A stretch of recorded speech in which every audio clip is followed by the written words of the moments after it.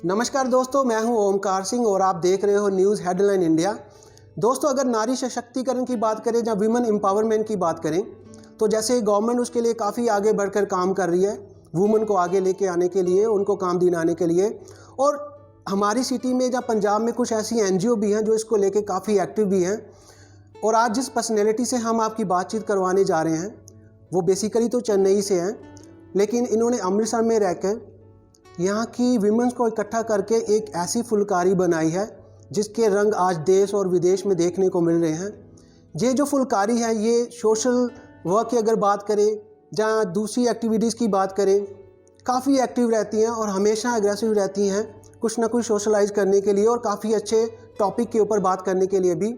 आज हम आपकी बात करवा रहे हैं उसी फुलकारी के फाउंडर मैम परनीत बब्बर जी से। मैम, बहुत बहुत स्वागत है आपका। Thank you so much Omkar ji, it's a pleasure being आपके साथ इधर।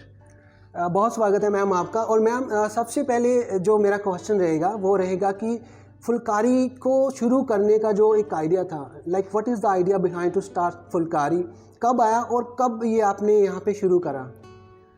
ओंकार, ये कहानी शुरू हुई थी अबाउट 4 years ago। और ये आइडिया मेरे माइंड में आया था कि अमृतसर में हम सारे लेडीज़ मिलते थे किटी पार्टी पे, और कोई था नहीं कोई प्लेटफॉर्म जहाँ हम और सब्जेक्ट्स पे डिस्कस करें। ठीक है, हम जाते थे, बात करते थे अबाउट बच्चों के बारे में या कुछ सुपरफिशियल बातें, पर main cheese about life, about कभी कोई बुक के बारे में डिस्कस करना है, कभी इम्पोर्टेंट इश्यूज़, लॉ हो, फाइनेंस हो, हम अपने बीच में there was no common ground to talk about these things. तभी तो ये आइडिया पैदा हुआ था कि हम इकट्ठे मिलके ये चीज़ें डिस्कस करें जो लाइफ में इम्पोर्टेंट हैं। सो फुलकारी इसी आइडिया के पीछे शुरू हुआ था, and now we are 3 years old। हम अब बेसिकली अराउंड हम चाहते हैं कि सबके इंटरेस्ट, सबके जो there what is important for them, their categories are covered. So about 3 years ago in the spring of 2017, अब हम कितने लोग थे, अबाउट 20 लोग थे जो इकट्ठे हुए थे to form the organization, to give it a structure, registration. आपको पता है NGO शुरू करना है तो बहुत कुछ काम होता है। और बेसिक जो आइडिया था फॉर्मुलेट करना, कैसे होता है, मीटिंग्स कितने बार साल में, कैसे मिलना है, क्या करना है, वो सब हुआ था। एंड फॉर्मली हमारा शुरुआत हुआ था अगस्त 2017 में। ओके, जैसे कि आपने बताया कि आपकी जो स्टार्ट थी वो 2017 में हुई।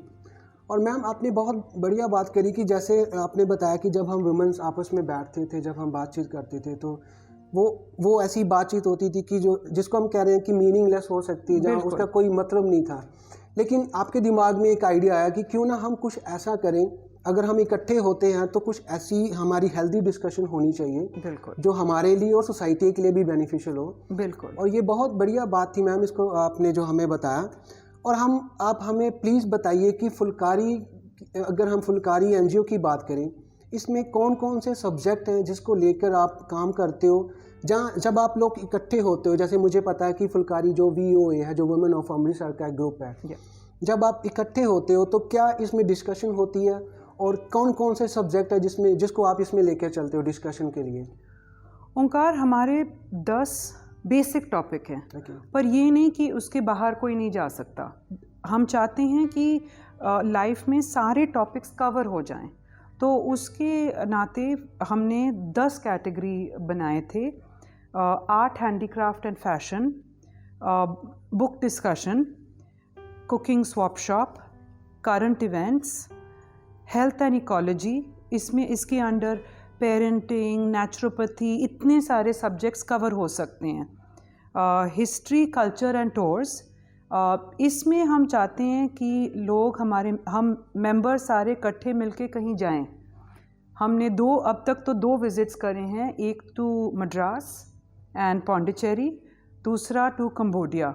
और हमारे जो ट्रैवल्स होते हैं छुट्टी जैसे नहीं होते, छुट्टी होते हैं yes, but the whole focus is on learning about the culture, about the place हम जहाँ जा रहे हैं। और बिल्कुल स्पेशल होता है जब हम लोगों को लेके जाते हैं कहीं, ये नहीं कि आप अपने फैमिली के साथ वो ही एक्सपीरियंस कर सको। That is one. Music and performing arts, पर जैसे मैंने आपको पहले बताया था कि जो भी हम करते हैं, even if it's performing arts, ये नहीं कि बस किसी को गाते हुए सुन के निकल गए, नहीं, it is about learning about the subject of music and performing arts. हम मज़े भी करते हैं, वी लिसन टू समबडी, या कोई प्ले भी हो जाए, बट हम कुछ सीख के निकलते हैं। The other platforms are philosophy and spirituality. हमारे सब लोगों के वी हैव दिस डिस्कशन, कोई किसी रिलीजन का, स्पिरिचुअलिटी का मतलब क्या है। There are so many topics आजकल, योगा हो जाए, माइंडफुलनेस हो जाए, things that help us in our everyday life.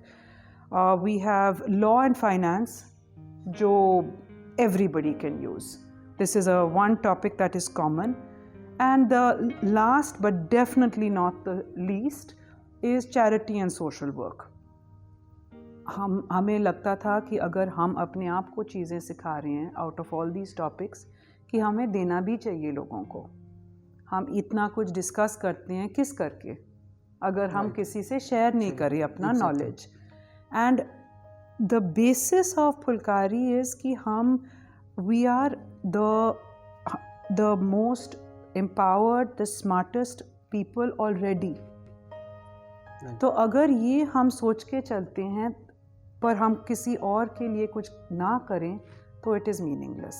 Exactly. So we created a separate body called Phulkari CAN. साथ मिलके काम करते हैं, but it's a more focused approach to social work, and we are working in 3 fields primarily. एक है in the eradication of cervical cancer, दूसरा है in the field of education, specifically in the field of functional English, कि ये बच्चे जब school से निकले या स्कूल्स ख़त्म भी ना करें पर उनको नौकरी तो मिल जाएगा। एंड इंग्लिश भी सिखाया जाता है जैसे कि they can use it in the real world. ये नहीं कि बस पढ़ना लिखना सीख लिया, नहीं, बोलना, to be able to speak confidently. So ये हम कर रहे हैं। तीसरा है एनवायरमेंटल, जो वी नो कि जो दुनिया में हम रह रहे हैं, we need to preserve it ताकि हमारे बच्चों के लिए कुछ दुनिया रहे। Exactly ma'am. और मैम जैसे आपने बताया कि जब आप डिस्कशन करते हो, कभी आप इन्वायरमेंट के ऊपर डिस्कशन करते हो, some time your discussion on environment also, some time your discussion on study और कल्चर ऑल्सो। बिल्कुल। क्या ये जो डिस्कशन होती है वो सिर्फ आप लोगों तक ही सीमित होती है, या आप इसको इम्प्लीमेंटेशन कहाँ पे करते हो? और व्हेन यू पीपल और how you people implementation the things society के लिए, और कैसे फिर आपको उसको आगे डिस्ट्रीब्यूट करते हो या उसको फॉरवर्ड करते हो? सो हर एक प्लेटफॉर्म जो सोशल प्लेटफॉर्म है, हर एक का अपना अपना मेथडोलॉजी है। सो जैसे मैं आपको एग्जांपल देती हूँ, हमने पिछले आई थिंक इन 2018 हमारे एक्सपर्ट आए थे mister Keshav Jaini, who is one of the leading experts in the country on composting and creating of zero waste communities. मतलब कि हमारा कोई कचरा नहीं है जो हम किचन का इकट्ठा करते हैं, घर का इकट्ठा करते हैं, वो पूरा रिसाइकल करके हमारा कोई कचरा, कोई बाहर फेंकने वाला कुछ नहीं रहेगा। सो हमने ये सारा नॉलेज जो हमें 2018 में मिला था फ्रॉम मिस्टर केशव जैनी, हमने इम्प्लीमेंट किया था हमारे प्रोजेक्ट कंपनी बाग में। और वहाँ हमने एक्चुअली प्रैक्टिकली सबको सिखाया, सबको इनवाइट किया कि आप आके यहाँ सीखो ये कैसे करना है। सो ये हम करते रहते हैं। Similarly regarding what you call it, जब हम ट्रैवल करते हैं, जो कंबोडिया का कल्चर है, आके हमने सबको बताया कि ऐसे होता है, वीविंग ऐसे होते हैं, टेम्पल्स ऐसे होते हैं, और उसके बाद इतने लोगों को इंटरेस्ट हुआ है कंबोडिया कल्चर एंड वो एस्पेक्ट सीखने के लिए। सो हमारा ये डिस्कशंस ऑलवेज जाके they are always implemented in everybody's lives and the community उनके आसपास के। And that was the very good thing ma'am, like कि आप जैसे अभी आपने बताया कि अगर आप कभी अब्रॉड भी जाते हो और जब आप टूर करते हो और जो वहाँ पे आप सीखते हो जाके, जब वहाँ पे आप जो भी ऑब्जर्व करते हो, जब जो कल्चर देखते हो और वहाँ यहाँ पे आके आप फिर लोगों को बताते हो कि कैसे कल्चर कैसे होना चाहिए, जब कैसा होता है, जब कैसे हमें आगे बढ़ना है, you know this kind of thing. और ये बहुत बढ़िया बात है आप जो फुलकारी में कर रहे हो, बहुत बढ़िया कर रहे हो कि अगर आप कहीं और भी जाते हो तो वहाँ से बहुत कुछ सीख के आते हो और यहाँ पे हमारी सोसाइटी को आके वहीं आप आगे फॉरवर्ड करते हो और ये बहुत बढ़िया बात है मैम। और मैम जैसे मुझे पता है कि फुलकारी जो ऑर्गेनाइजेशन है ये काफ़ी सोशल वर्क में भी जुड़ी हुई है और मुझे पता है कि जैसे आपने जब कोविड-19 का that was the very crisis thing, आपने वहाँ पे भी काफ़ी काम करा था, वो हमें बताइए कि कैसे आप सोशल वर्क से जुड़ी हुई हैं, जो कैसे आपने उस दौर में काम किया था। सो कोविड के टाइम पे आप सबको पता है कि there was a shortage of all supplies, किसी को खाना भी नहीं मिल रहा था, किसी के पास पानी नहीं, किसी के पास साबुन नहीं, फिर पता लगा कि लोगों के पास मास्क भी नहीं। सो हमने सारे मेंबर्स से पैसे इकट्ठे किए और not only did we get the सामान, पर हमारे मेंबर्स ने अपने आप डिस्ट्रीब्यूशन भी किया, ये ध्यान में रखिए कि सही बंदे को सामान मिले, ये नहीं क्योंकि बहुत काम हो रहा था एट दैट टाइम। पर फिर डीसी से पता लगा कि कई घरों में 3-3 बोरियां 10-10 बोरियां इकट्ठे हो रहे हैं। सो और कहीं घरों में एक भी बोरी नहीं पहुंच रहा है। सो हमारे मेंबर्स अपने आप उन्होंने घर घर जाके सामान दिया। फिर थोड़ी देर बाद जब उन्होंने कहा कि ठीक है सबके पास अब राशन मिलना शुरू हो गया, फिर आ गया नेक्स्ट स्टेप जो सैनिटाइजेशन, क्योंकि कोविड ऐसी चीज़ है कि हर महीने हमें नया इंफॉर्मेशन मिल रहा था। सो पता लगा कि ट्रांसफ़र हो रहा है, हाथों से सफाई ना करो तो ट्रांसफ़र हो रहा है। सो हमने ख़ास पता करा के WHO से पता करा के कि किट में क्या होना चाहिए। सो सिंपल बात है मैं बताऊँ कर, उन्होंने कहा कि एक घर में साबुन शेयर नहीं होना चाहिए, हर एक सदस्य का अपना अपना होना चाहिए। सो हर किट में अलग अलग साबुन, सैनिटाइज़र, सफाई फर्श के लिए, फर्श साफ़ करने के लिए लिक्विड, कपड़े धोने के लिए लिक्विड। सो हमने ये बैग्स बना के बहुत डिस्ट्रीब्यूट करें। फिर आ गया न्यूज़ की हमारे डॉक्टर्स के पास PPE किट नहीं था and it was very dangerous for them without PPE kits. So हमने शिफ्ट किया and we started procuring the best PPE kits, जो बॉम्बे से हमें डीलर मिला था जो इंडिया के सबसे बेस्ट PPE किट्स बेच रहे थे एट द टाइम। सो उनसे खास मंगवा के, ट्रांसपोर्ट का उस टाइम आपको पता है ट्रांसपोर्ट भी नहीं चल रहा था। सो ये सब हमने बंदोबस्त किया कि हमारे डॉक्टर्स को सेफ रखने के लिए। और एक बहुत बढ़िया बात कह सकते हैं कि जैसे मैम ने बताया कि इनके जो सारे सदस्य कह सकते हो या मेंबर कह सकते हो, they all are very dedicated people, like कि उन्होंने सिर्फ ऐसा नहीं किया कि एक सामान रख दिया और लोग वहाँ पे आके उठा के ले जाएं। वो इतने डेडिकेट पीपल से कि उन्होंने खुद जाके डिस्ट्रीब्यूट करा और समझा कि किस को कैसे ज़रूरत है और किस को क्या चाहिए, वहाँ पे उनको जाके डिस्ट्रीब्यूट करा। और ये बहुत बढ़िया बात है मैम, क्योंकि आजकल ज़्यादातर लोग होता है कि the people are doing just formality. और जैसे हमें फुलकारी के बारे में सुना था और पढ़ा भी है कि आप लोगों ने बहुत अच्छा काम करा था कोविड के दौर में, और specially the distribution the things. और मैम जो मेरा अगला जो सवाल रहेगा वो ये है कि अभी जैसे Phulkari is running from last 3 year. हाँ जी। तो अभी फुलकारी के साथ इंडिया की अगर बात करें, जहाँ अगर हम अब्रॉड की या विदेश की बात करें, कितने लोग हैं इसके साथ जुड़े हुए हैं? So at the moment and Covid करके आपको पता है कि रियल लाइफ में कुछ नहीं हो रहा है, बट एज अ रिज़ल्ट हमारा ऑडियंस पूरा वर्ल्ड बन गया। हम ट्रैवल नहीं कर पा रहे थे, but on the other hand virtually हम कहीं से भी लोगों को इनवाइट कर सकते हैं. सो एज अ रिज़ल्ट हमारे सोशल मीडिया प्लेटफॉर्म्स भी उनका भी फॉलोइंग बहुत बढ़ गया है. So across social media between Instagram and Facebook at the moment we have over 7,000 people के फॉलोइंग. एंड जब भी हमारे डिस्कशंस होते हैं हम सबको इनवाइट करते हैं एंड इट्स ओपन. आजकल के ज़माने में क्या रिस्ट्रिक्ट करना है. सो कोई भी ज्वाइन कर सकता है. आप भी ज्वाइन कर सकते हो अगर आपको इंटरेस्ट है किसी सब्जेक्ट पे. कोई भी ज्वाइन कर सकता है. सो हमारे बल्कि मेंबर्स भी बने हैं नाउ फ्रॉम अब्रॉड क्योंकि उनको इतना इंटरेस्ट हुआ है इसमें the discussions that we have. So हाँ हमारे बहुत हैं जो सब जगह एट द मोमेंट जो हमारे वेबिनार्स होते हैं उनके लिए तो फिर दुनिया इज़ ओपन. और मैम जैसे हमें पता है कि फुलकारी जो ऑर्गेनाइजेशन है इन्होंने सर्विकल कैंसर के ऊपर भी काफ़ी काम करा हुआ है. और जैसे मुझे पता है कि जो सर्विकल कैंसर है वो स्पेशली वीमेंस में वो एक तरह से हम देखते हैं. और काफ़ी जो वीमेंस होती हैं वो उसको एक्सप्लेन नहीं कर सकती जहाँ लोगों को बताती नहीं है क्योंकि ये काफ़ी एक ऐसा डिसीज़ है जो हम शेयर नहीं करते हैं. लेकिन फुलकारी ने उसमें काफ़ी अच्छा काम किया है. वो आप हमें प्लीज़ बताइए कि क्या उसमें आपने काम करा या कैसे आपके दिमाग में आया कि इसके ऊपर हमें काम करना है. सो